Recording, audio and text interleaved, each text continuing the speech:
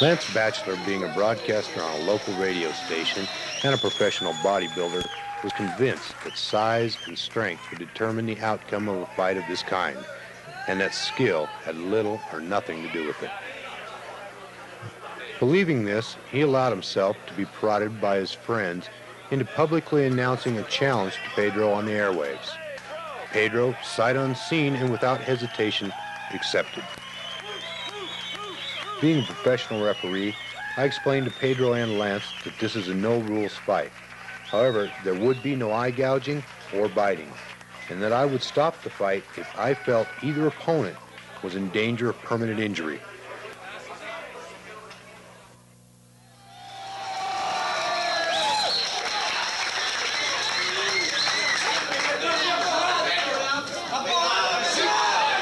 Pedro immediately begins throwing strategically placed side kicks into Lance's left knee. These kicks are designed to distract Lance from guarding his upper body and head, leaving a huge opening for attack.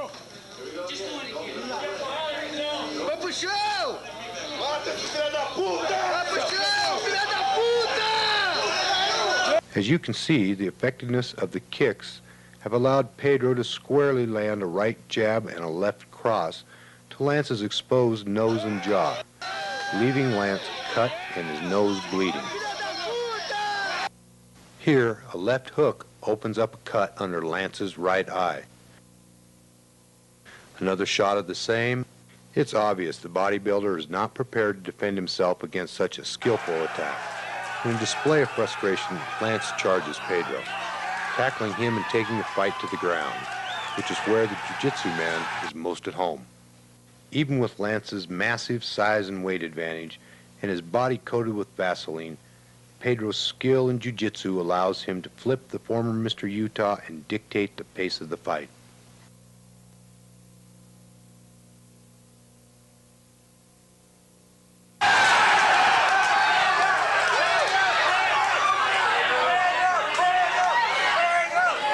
Desperately trying to separate himself from Pedro's grasp, Lance's futile blows have no effect against Pedro's maneuvers. Pedro's jiu-jitsu tactics include various flips and other effective foot techniques that are designed to make his adversary expend energy and wear himself down.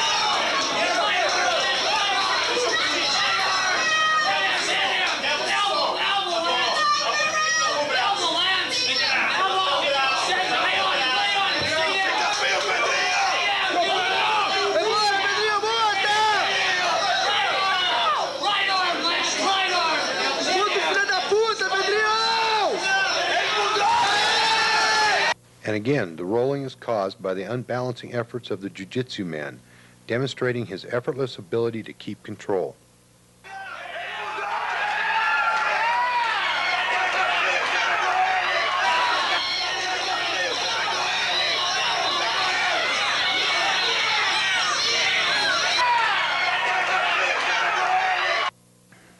As the clinch is released, Lance throws 4 punches, none of which connect with their intended targets. These are answered back by 2 solid connecting blows from Pedro. Lance's reaction is to extend his arm, trying to block any further onslaught.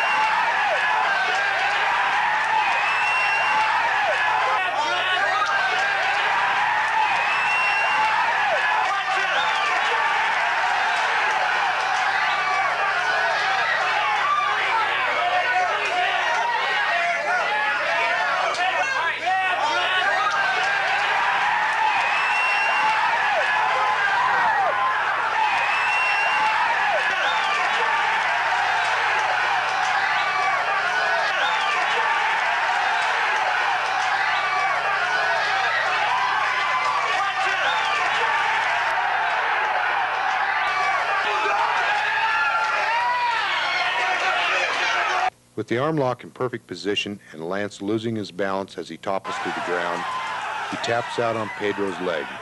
Pedro shows great mercy by releasing Lance's arm just before it reaches its breaking point. At this point, I choose to stop the fight so that no further injury will be suffered by Lance.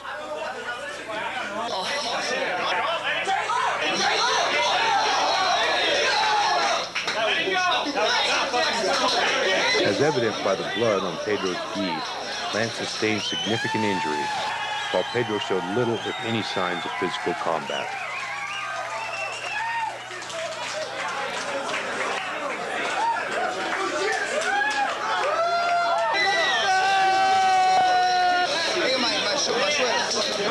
So did size and strength prevail over the skill of jiu-jitsu? You be the judge.